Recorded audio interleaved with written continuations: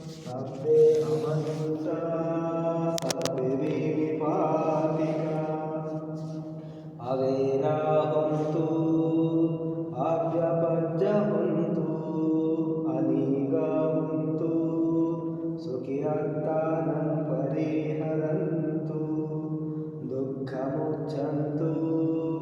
यथा लब्धसम्पत्तितो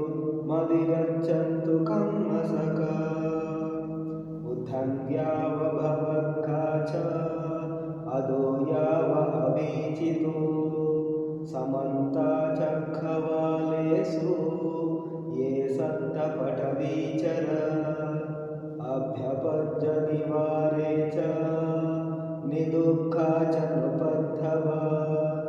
उद्धन्यावभवद्घा च अधो याव अवीचितो समन्ता चक्रवालेषु ये सप्त उदकेचर अभ्यपज्यनिवारे च निदुःखा च नृपद्धवा उद्धन्यावभवद्घा च अधो याव अवीचितो समन्ता चक्रवालेषु ये सप्त आकाशेचर अभ्यपज्यनिवारे च निदुःखा च नृपद्धवा चिरन्तिष्ठन्तु सद्धम्मा चिरन्तिष्ठन्तु लोकस्मिन्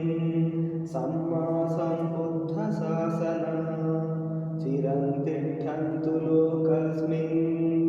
सम्मा सम्बुद्धशासना चिरन्तिष्ठन्तु लोकस्मिन् सम्मा सम्बुद्धशासना साधु साधु साधु इमिना पुण्यकर्मेण मामेवालसमागमो सतं समागमो होतु यावनिर्वाणपत्तिय इदं मे पुण्यकर्मम् आसवक्षयं वहं होतु